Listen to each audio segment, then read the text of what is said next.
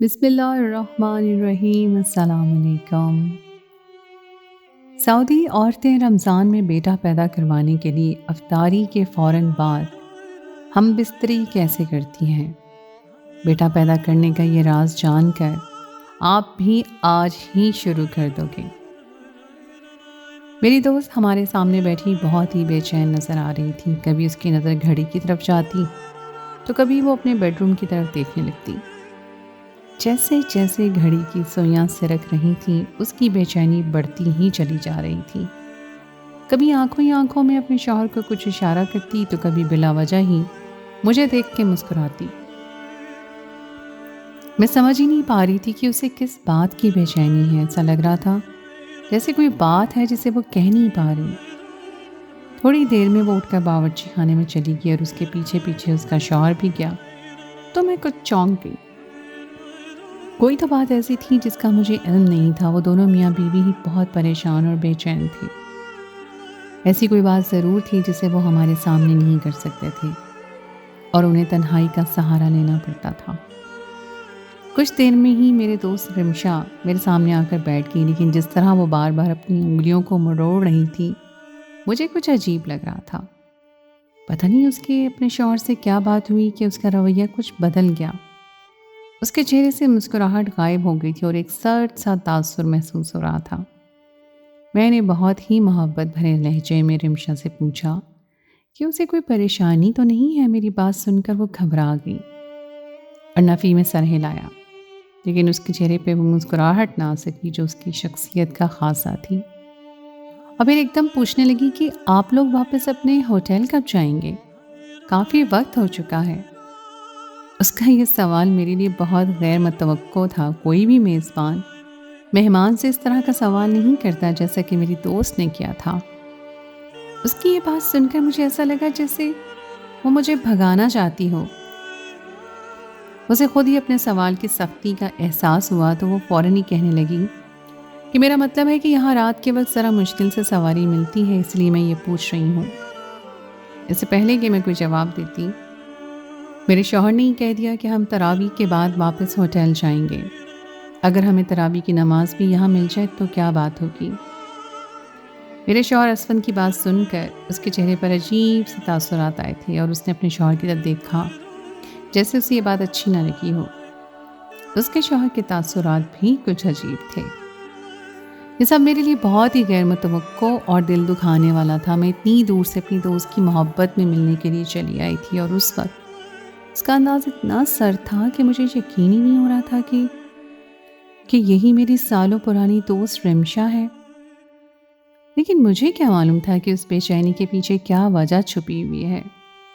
میں تو سمجھی تھی کہ وہ مغرور ہو گئی ہے یا پھر اسے پردیس کی ہوا لگ گئی ہے، لیکن جب پوری وجہ کھل کر میرے سامنے آئی تو میری آنکھیں پھٹی رہ گئیں۔ یہ تو میرے وہم و گمان میں بھی نہیں تھا کہ وہ کس وجہ سے ہمیں اپنے گھر سے بھیجنا چاہ رہی تھی۔ میرا نام قرۃ العین ہے اور سب مجھے عینی کہتے ہیں۔ یہ میری سعادت تھی کہ مجھے رمضان کے مہینے میں عمرہ کی ادائیگی کا موقع ملا تھا۔ ہم مدینہ شریف حاضری کے لیے آئے تھے۔ یہیں سے قریب میری دوست کا گھر بھی تھا۔ پہلے تو میرا اس کے گھر جانے کا کوئی ارادہ نہیں تھا کیونکہ میں اس سے ناراض تھی، لیکن پھر میرے دل میں خیال آیا کہ جب میں اتنی بڑی جگہ آئی ہوں تو دل میں کیسی کدورت رکھنا۔ عبادتیں بھی ان کی قبول ہوتی ہیں جو قطع تعلقی نہیں کرتے اور رشتوں میں پہل کرتے ہیں۔ میرا عمرہ اور ساری زیارتیں بھی اس وقت قبول ہونی تھیں جب میرا دل پاک ہوتا، اور یہی سوچ کر میں نے اپنا دل اپنی دوست کی طرف سے پاک کر لیا۔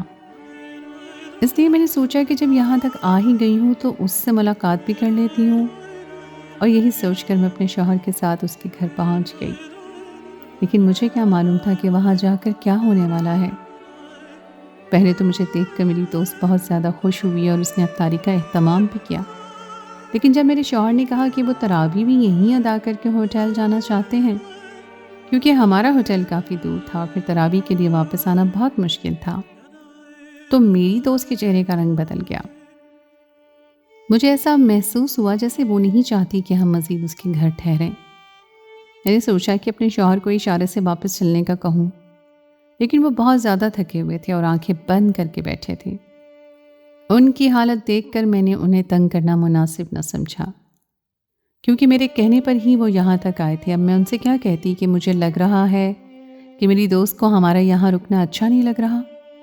یہی سوچ کر میں خاموش ہو گئی۔ ہو سکتا تھا یہ میرا وہم ہو اور حقیقت میں کچھ ایسا نہ ہو، یا پھر اسے مجھ سے کوئی شکایت ہو گئی تھی۔ بہرحال میں کچھ اندازہ نہیں لگا سکی تھی۔ میں اور میرے شوہر میری دوست رمشا کے ڈرائنگ روم میں بیٹھے تھے، لیکن وہ اچانک ہی اپنے شوہر کے ساتھ اپنے کمرے میں بند ہو گئی تھی، اور یہ دیکھ کر میں اور میرے شوہر بہت حیران ہو گئے تھے۔ کسی کے گھر مہمان آئے ہوں اور وہ خود اپنے کمرے میں جا کر لاک ہو جائیں، یہ بات ہم دونوں کے لیے بہت عجیب تھی۔ مجھے سمجھ نہیں آ رہا تھا کہ میری دوست کو اچانک سے کیا ہو گیا ہے۔ وہ تو ہرگز بھی ایسی نہیں تھی، بہت ہی ملنسار اور خوش اخلاق لڑکی تھی، لیکن آج تو وہ بالکل پہلے جیسی نہیں لگ رہی تھی۔ میرا اور رمشا کا تقریباً بچپن کا ساتھ تھا، ہم 5ویں کلاس سے ہی ایک ساتھ پڑھتے آئے تھے، لیکن میں نے اسے کبھی اس طرح نہیں دیکھا تھا۔ رمشا اور اس کے شوہر کی اس حرکت پر میرے شوہر نے ایک نظر میری طرف ڈالی، لیکن کوئی سوال نہیں کیا اور دوبارہ سے آنکھیں بند کر لیں۔ ان کے سامنے میں اپنی دوست کی بہت تعریف کرتی تھی، اور میری دوست کی اس حرکت نے مجھے شرمندہ کروا دیا تھا۔ پتہ نہیں میرے شوہر بھی کیا سوچ رہے ہوں گے۔ میرے سعودی عرب آنے سے پہلے بھی رمشا کا رویہ ایسا ہی کچھ عجیب تھا، اسی لیے میں اس سے ناراض ہوئی تھی، مگر مجھے یہ اندازہ نہیں تھا کہ یہاں آنے کے بعد بھی اس کا رویہ ایسا ہی کچھ الگ ہوگا۔ مغرب کے بعد تو وہ بات بھی نہیں کرتی تھی، اور یہاں آ کر بھی ایسا ہی ہوا تھا۔ اس نے ہمارا لحاظ کے بغیر ہی اپنے شوہر کے ساتھ کمرے میں جانا مناسب سمجھا، اور میں سوچنے لگی کہ میں نے یہاں آ کر غلطی کر دی ہے، شاید اب میری دوست پہلے جیسی نہیں رہی، وہ یہ سب جان بوجھ کر ہمیں بھگانے کے لیے کر رہی ہے۔ ہو سکتا ہے اس کے شوہر کو ہمارا یہاں آنا پسند نہیں آیا ہو، لیکن وہ یہ بات مجھے پہلے بھی بتا سکتی تھی۔ میرا دل اس کی طرف سے دوبارہ کھٹا ہو گیا۔ یہ آج سے 10 دن پہلے کی بات تھی جب میں نے رمشا میں پہلی دفعہ بدلاؤ محسوس کیا تھا، اور یہ بدلاؤ رمضان میں ہی آیا تھا۔ ہمیشہ کی طرح اس بار بھی چاند کا اعلان اتنی دیر سے کیا گیا تھا کہ رات کے 10 بجنے والے تھے، اور اعلان ہوتے ہی میرے شوہر تراویح کے لیے بھاگے تھے، اور میں نے چاند کا اعلان سنتے ہی اپنے گھر والوں کے ساتھ ساتھ اپنی ساری دوستوں کو بھی مبارکباد دینے کے لیے فون گھمایا تھا۔ اچانک مجھے رمشا کا خیال بھی آ گیا۔ وہ شادی ہو کر سعودی عرب جا چکی تھی اور تقریباً 3 سال ہونے والے تھے۔ میں ہر موقع پہ اسے ضرور یاد رکھتی تھی۔ میں اور رمشا سالوں پرانے دوست تھے، اور اس کی شادی کے بعد وہ سعودی عرب چلی گئی، لیکن تب بھی ہمارا تعلق نہیں ٹوٹا تھا۔ ہم دونوں اکثر ہی واٹس ایپ پر ایک دوسرے کے ساتھ بات کر لیا کرتے تھے۔ اچانک ہی اس کی یاد ستائی تو میں نے اسے فون ملا دیا۔ اس سے پہلے تو ہم دونوں ایک دوسرے کو رمضان کی چاند رات پر عید کارڈ بھی دیا کرتے تھے، اور عید کے تحائف کا تبادلہ بھی ہوتا تھا، لیکن شادی کے بعد سب کچھ بدل گیا۔ اب تو صرف ایک میسج اور کال پر مبارکبادی کا سلسلہ چلتا تھا۔ سعودی عرب میں ایک روز پہلے ہی رمضان شروع ہو گیا تھا، اور اس حساب سے آج وہاں پہلا روزہ تھا۔ میں نے وقت کے فرق کا حساب لگایا تو اس وقت تک میرے حساب سے رمشا کو افطاری کے بعد فارغ ہو جانا چاہیے تھا۔ یہی سوچ کر میں نے فون ملا دیا۔ کچھ دیر فون بجنے کے بعد دوسری طرف سے رمشا نے فون اٹھا لیا تھا، لیکن اس کی آواز میں عجیب سی بے چینی محسوس ہو رہی تھی، جیسے اس نے بہت مجبوری میں میرا فون اٹھایا ہو اور بس جلد سے جلد بات ختم کرنا چاہتی ہو۔ اس سے پہلے تو کبھی ایسا نہیں ہوا تھا، ہم دونوں گھنٹوں بات کر لیا کرتے تھے۔ پیچھے سے اس کے شوہر کی بھی آواز آ رہی تھی، جو اسے فون رکھنے کا کہہ رہا تھا، اور اس بات نے مجھے شرمندہ کر دیا۔ پتہ نہیں وہ دونوں میاں بیوی کس بات کی جلدی میں تھے۔ رمشا نے میری پوری بات سنے بغیر ہی اللہ حافظ کہہ دیا تھا۔ اس کے رویے پر مجھے اپنے آپ میں شرمندگی کا احساس ہوا تھا، شاید میں نے غلط وقت پر فون کر دیا تھا، اور وہ بہت زیادہ مصروف تھی۔ میں نے اسے رمضان کی مبارکباد دی تو اس نے محض خیر مبارک کہا۔ بار بار میرے دل میں یہ خیال آ رہا تھا کہ شاید رمشا بہت زیادہ مصروف تھی اور میں نے اسے ڈسٹرب کیا، یا پھر وہ اپنے شوہر کے ساتھ کہیں جا رہی تھی، اس لیے ٹھیک سے بات نہیں کر سکی۔ یہی سوچ کر میں نے فیصلہ کیا کہ میں کل اسے فون کر کے معذرت کر لوں گی کہ میری وجہ سے اسے پریشانی ہوئی، اس کی خیر خیریت اور حال احوال بھی پوچھ لوں گی۔ لیکن اگلا دن بہت ہی مصروف گزرا، پہلا روزہ اور بھرا پورا سسرال۔ مجھے رمشا کا خیال چھو کر بھی نہ گزرا۔ افطار کے بعد میرے سسرال میں سب جلدی کھانا کھا لیا کرتے تھے، تقریباً 10 بجے۔ مجھے باورچی خانے سے فرصت ملی تو میں کچھ دیر آرام کی نیت سے لیٹ گئی، اور پھر میرے دماغ میں رمشا کا خیال آیا۔ میں نے گھڑی کی طرف دیکھا تو سعودی عرب میں اس وقت تقریباً 8 بجنے والے تھے۔ میں نے سوچا کہ تراویح سے پہلے رمشا سے بات کر لیتی ہوں۔ میں نے جیسے ہی رمشا کو فون میں لایا تو میری حیرت کی انتہا نہ رہی، کیونکہ رمشا نے میرا فون کاٹ دیا تھا، اور آج تک کبھی ایسا نہیں ہوا تھا کہ اس نے اس طرح سرد مہری کا اظہار کیا ہو۔ اسے ایسی بھی کون سی مصروفیات آ گئی تھی جو وہ مجھ سے کچھ منٹ کی گفتگو بھی نہیں کر سکتی تھی، جبکہ نہ ہی رمشا کی کوئی اولاد تھی اور نہ ہی کوئی سسرال کا جھنجھٹ۔ وہ اور اس کا شوہر اکیلے ہی تو رہتے تھے۔ میرا دل رمشا کی طرف سے خراب ہو گیا تھا، اور میں سارا دن کی تھکی ہوئی تھی، لیکن مجھے اس کا خیال آ رہا تھا، اور ایک وہ تھی جو میرا فون بھی نہیں اٹھانا چاہتی تھی۔ میں نے سوچ لیا تھا کہ اب میں خود سے اس کو فون نہیں کروں گی۔ حیران کی مجھے اس بات پر تھی کہ آج تک اس نے ایسی بے رخی کا مظاہرہ نہیں کیا تھا۔ پتہ نہیں ایسی بھی کون سی بات ہو گئی تھی جو وہ مجھے اس طرح نظر انداز کر رہی تھی۔ اگلے دن مجھے میرے شوہر نے ایک ایسی خبر سنائی کہ میری خوشی سے آنسو نکل پڑے۔ میری بہت پرانی آرزو پوری ہونے جا رہی تھی۔ میرے شوہر نے بتایا تھا کہ ہمارا ویزا لگ گیا ہے، اور میں اور میرے شوہر 15 دن کی عمرے کے لیے سعودی عرب جا رہے ہیں۔ یہ خبر ایسی تھی کہ جسے سن کر میں رو پڑی تھی۔ ہمیں 2 دن بعد ہی نکلنا تھا، اور پورے 15 روزے سعودی عرب میں گزارنے تھے۔ میں جلدی جلدی سامان پیک کر رہی تھی، کیونکہ ہم پہلی دفعہ سفر پر جا رہے تھے، اور ایک دفعہ پھر رمشا کا خیال میرے ذہن میں آیا تھا۔ اس کا گھر مدینے میں تھا، اور اکثر وہ کہا کرتی تھی کہ جب بھی تم یہاں آؤ تو میرے گھر ضرور آنا۔ میں نے اپنے دل میں آنے والا خیال جھٹک دیا تھا۔ جب وہ مجھ سے فون پر ٹھیک طرح سے بات نہیں کر رہی تھی تو میں اس کے گھر جا کر کیا کرتی؟ لیکن جب میں نے مدینہ شریف میں حاضری دی تو میرے دل کے جذبات ہی بدل گئے، اور میں نے ہر اس شخص کو دل سے معاف کر دیا جس کے لیے میرے دل میں کوئی بات تھی، اور اس لیے میں نے رمشا کی طرف بھی اپنا دل صاف کیا، اور اپنے شوہر سے کہا کہ میری دوست کے گھر زیادہ دور نہیں ہے، میں اس سے ملنا چاہتی ہوں۔ میرے شوہر راضی ہو گئے، کیونکہ انہوں نے مجھ سے رمشا کا بہت زیادہ ذکر سن رکھا تھا۔ میں اور اسفند رمشا کے گھر پہنچے تو اس کے شوہر نے بہت ہی خوشی سے ہمارا استقبال کیا، اور رمشا بھی مجھے دیکھ کر بہت خوش ہوئی، لیکن جب اس کا مزاج بدلا تو میں حیران رہ گئی۔ ہماری موجودگی میں ہی جس طرح وہ اپنے شوہر کے ساتھ اپنے بیڈ روم میں بند ہوئی تھی، اس بات نے مجھے شرمندہ کر دیا تھا۔ تراویح کا وقت ہوا تو رمشا اور اس کا شوہر کمرے سے باہر نکل آئے۔ رمشا کی حالت کچھ عجیب سی ہو رہی تھی، اس کا حلیہ بہت بکھرا ہوا محسوس ہوا۔ میں نے اور اسفند نے ان لوگوں سے اجازت لی اور ہم وہاں سے نکل کر واپس آ گئے، لیکن دوبارہ اس کے گھر جانے کی میری ہمت نہ ہوئی، اور نہ ہی میرا کوئی ایسا ارادہ تھا۔ وہ تو خدا کا شکر ہے کہ اسفند نے اس بات کو نہ ہی محسوس کیا تھا اور نہ ہی مجھ سے کچھ کہا تھا، ورنہ اس کے آگے میں شرم سے پانی پانی ہو جاتی۔ ہم نے یہ 15 دن اپنی زندگی کے خوبصورت ترین دنوں کی طرح گزارے، اور عمرے کی ادائیگی مکمل کر کے واپس چلے آئے۔ یہ سعادت بہت ہی کم خوش قسمت والوں کو ملتی ہے، اور اس بات پر میں خدا کی بہت شکر گزار تھی۔ واپس آنے کے بعد میں نے رمشا سے نہ ہی دوبارہ رابطہ کیا اور نہ ہی اس کی طرف کوئی فون آیا۔ رمضان تیزی سے گزر گیا اور عید بھی آ کر چلی گئی۔ کبھی کبھی مجھے رمشا کا خیال آتا تو میں خود سے ہی اپنے دماغ سے جھٹک دیتی۔ میں بہت ہی زیادہ اپنی زندگی میں مصروف تھی، اور پھر ایک دن اچانک میری ساس نے باورچی خانے میں آ کر مجھے بتایا کہ تم سے ملنے کے لیے کوئی لڑکی آئی ہے۔ میں حیران تھی کہ دوپہر کے اس وقت مجھ سے ملنے کے لیے کون آ گیا ہے۔ میرا میکہ بھی کافی دور تھا یہاں سے، اور میری کوئی بہن بھی نہیں تھی، اس لیے تو میری رمشا سے بہت زیادہ دوستی تھی۔ میں جیسے ہی ڈرائنگ روم میں داخل ہوئی تو یہ دیکھ کر حیران رہ گئی کہ وہاں رمشا بیٹھی ہوئی تھی۔ مجھے دیکھتے ہی وہ بے اختیار میرے گلے لگ گئی اور خوشی کا اظہار کرنے لگی، جیسے اسے مجھ سے مل کر بہت خوشی ہوئی ہو۔ یہ وہی پرانی والی رمشا تھی جس سے ملنے کے لیے میں اس کے گھر گئی تھی، لیکن وہاں تو وہ مجھے ملی ہی نہیں تھی، اور آج وہ واپس پرانی طرح لوٹ آئی تھی۔ مجھے یقین ہو چلا تھا کہ وہاں اس کو جو بھی رویہ تھا اس کا ذمہ دار اس کا شوہر تھا، لیکن کچھ ہی دیر میں میری یہ غلط فہمی دور ہو گئی، کیونکہ رمشا نے مجھے ہر بات تفصیل سے بتائی، جسے سن کر میں دنگ رہ گئی۔ سب سے پہلے تو اس نے مجھ سے اس دن کے رویے کی معافی مانگی اور کہنے لگی کہ میں بہت مجبور تھی، اور مجبوری میں ہی میں نے ایسا قدم اٹھایا تھا، ورنہ میں کبھی سوچ بھی نہیں سکتی تھی کہ تم سمندر پار میرے گھر آؤ اور میں تمہارے ساتھ ایسا سلوک کروں۔ رمشا بتانے لگی کہ اس کا شوہر اعجاز سالوں سے سعودی عرب میں ہی نوکری کر رہا ہے اور وہاں کے طور طریقوں سے واقف ہے، اس کا کہنا ہے کہ عربی لوگوں کے طور طریقے الگ ہوتے ہیں لیکن بہت ہی خاص بھی ہوتے ہیں۔ ان کے علاج کے طریقے تو بہت ہی زبردست ہوتے ہیں۔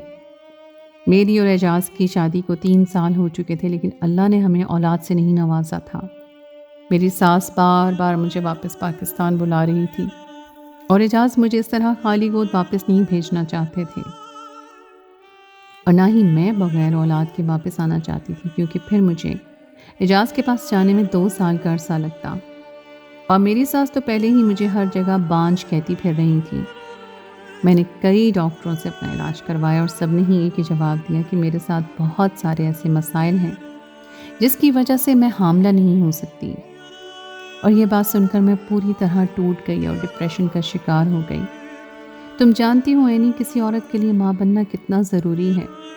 بغیر اولاد کے کوئی عورت مکمل ہو ہی نہیں سکتی۔ جب میری طبیعت بری طرح بگڑنے لگی اور اعجاز کو میری وجہ سے نوکری سے چھٹی کرنی پڑی تو ان کے عربی باس بہت زیادہ حیران ہوئے اور اعجاز سے چھٹی کی وجہ پوچھی، کیونکہ اعجاز کبھی بلا وجہ چھٹی نہیں کرتے تھے۔ اور جب اعجاز نے انہیں بتایا کہ میں حاملہ نہیں ہو پا رہی ہوں، اس لیے بہت زیادہ زور صدمہ سے بستر پہ لگ گئی ہوں، تو ان کے عربی باس نے انہیں ایک ایسا طریقہ بتایا کہ جس کے بعد ہم بستری کرنے سے نہ صرف میں ماں بن سکتی تھی بلکہ اولاد نرینہ ہونے کے امکانات بھی زیادہ تھے۔ جب اعجاز نے آ کر مجھے یہ بات بتائی تو میں فوراً ہی ان کے باس کی بات پر عمل کرنے کے لیے راضی ہو گئی۔ جہاں میں نے اتنے ڈاکٹروں سے علاج کروایا تھا، اتنے ٹیسٹ اور اتنی دوائیاں استعمال کی تھیں، وہیں اگر میں ان کے باس کی بتائی ہوئی ایک طریقے پہ استعمال کر لیتی تو کیا حرج تھا۔ ان کے باس نے ہمیں جو طریقہ بتایا تھا اس پر ہمیں رمضانوں میں 7 دن تک پابندی سے عمل کرنا تھا، اور ان 7 دنوں میں ناغہ نہیں ہونا چاہیے تھا۔ ویسے تو یہ عمل سارا سال بھی کیا جا سکتا تھا، لیکن رمضانوں میں ہر طرح کی دعا اور عمل میں برکت ہوتی ہے، اس لیے خاص کر انہوں نے یہ رمضان میں کرنے کی تاکید کی تھی۔ جس روز تم میرے گھر آئی تھی وہ ہمارا اس عمل کو کرتے ہوئے 7واں اور آخری دن تھا، اور میں چاہ کر بھی تمہیں وقت نہ دے کر اس عمل کے لیے اپنے کمرے میں چلی گئی تھی، کیونکہ اس عمل کے بعد اپنے شوہر کے ساتھ مجھے ہم بستری کرنا بھی ضروری تھا۔ اور دیکھو، خدا نے ایسا فضل کیا کہ میں اسی مہینے حاملہ ہو گئی، اور میرے شوہر نے اب مجھے ڈیلیوری کے لیے پاکستان بھیجا ہے۔ جو بات ڈاکٹروں کے لیے ناممکن تھی وہ ایک عربی کے بتائے ہوئے طریقے سے ممکن ہو گئی۔ رمشا نہ صرف میرے آگے شرمندہ تھی بلکہ وہ ماں بننے پر بہت زیادہ خوش بھی تھی۔ میں نے اسے معاف کیا اور دل سے گلے لگایا۔ اس سے بڑھ کر خوشی کی اور بات کیا ہو سکتی تھی کہ میری دوست اپنی زندگی کی سب سے بڑی خوشی حاصل کرنے جا رہی تھی۔ میں نے رمشا سے کہا کہ اگر ممکن ہو تو وہ طریقہ مجھے بھی بتا دے، کیونکہ میری بڑی نند 10 سال سے اولاد کے لیے تڑپ رہی ہیں، لیکن وہ اب تک بے اولاد تھی۔ میری بات سن کر رمشا مسکرائی اور کہنے لگی، ہاں کیوں نہیں، میں تو چاہتی ہوں کہ سب کی مدد کروں، کوئی عورت بے اولادی کا دکھ نہ اٹھائے۔ اس وقت میں نے تمہیں یہ بات اس لیے نہیں بتائی تھی کیونکہ مجھے بھی پورا یقین نہیں تھا کہ اعجاز کے عربی باس کی بات کس حد تک درست ہے، لیکن اب مجھے یقین آ چکا ہے تو میں تمہیں ضرور بتاؤں گی۔ مدینہ منورہ میں جگہ جگہ کچھ عورتیں کچھ جڑی بوٹیاں لے کر زمین پر بیٹھی ہوتی ہیں، اور انہی کے پاس ایک خاص قسم کی جڑی بوٹی موجود ہوتی ہے جو دیکھنے میں سوکھے پتوں کی طرح ہوتی ہے، جس سے نبی بوٹی کہا جاتا ہے۔ کہتے ہیں کہ نبی بوٹی ہمارے پیارے نبی حضرت محمد صلی اللہ علیہ وآلہ وسلم نے اپنے ہاتھوں سے لگائی تھی، اور اس بوٹی میں ایک شفا ہے جو بے اولاد عورتوں کو حاملہ کر دیتی ہے۔ اس بوٹی کو خاص ایام کے ختم ہونے کے اگلے ہی دن سے مغرب کی نماز کے فوراً بعد پینا ہوتا ہے، اور پورے 7 دن تک اسے پینے کے ساتھ ساتھ اپنے شوہر کے ساتھ مباشرت بھی کرنی ہوتی ہے، اور اسی سے ہی حمل ٹھہر جاتا ہے۔ رمشا کی بات سن کر میں حیران رہ گئی، کیونکہ میں نے آج تک اس بوٹی کے بارے میں نہیں سنا تھا۔ رمشا کہنے لگی کہ مدینہ منورہ میں رہنے کے باوجود مجھے بھی اس بوٹی کا کچھ علم نہیں تھا، وہ تو اعجاز کے عربی دوست نے بتایا تو ہمیں پتہ چلا، اور پھر اس کے استعمال کا طریقہ انہی عورتوں کے ذریعے ہمیں پتہ چلا جو عورتیں وہ بوٹی فروخت کرتی ہیں۔ 30 ریال میں ایک بڑا پیکٹ ملتا ہے جو کافی ہوتا ہے۔ رمشا کی بات سن کر میں نے پوچھا کہ بھلا پتوں کو کیسے پیس سکتے ہیں؟ رمشا نے مسکرا کر بتایا کہ ان پتوں کو پہلے پیس لیا جاتا ہے اور پاؤڈر بنا کر اسے دودھ میں ملا کر پیا جاتا ہے۔ مغرب کی نماز کے بعد اس بوٹی کو دودھ میں گھول کر پینے سے ایک ایسا خوبصورت تحفہ عورت کو مل جاتا ہے جس کے لیے وہ سالوں سے تڑپ رہی ہوتی ہے۔ ویسے تو یہ عمل سارا سال کیا جا سکتا ہے، لیکن رمضان میں تو ہر دعا کی ایک الگ ہی خاصیت ہوتی ہے۔ اس لیے میں نے اور میرے شوہر نے رمضان میں اس عمل کو شروع کیا، اور دیکھو نبی بوٹی کی کرامت سے آج میں حاملہ ہوں۔ رمشا کی باتوں نے مجھے حیران کیا تھا، وہیں میں بہت زیادہ خوش بھی تھی۔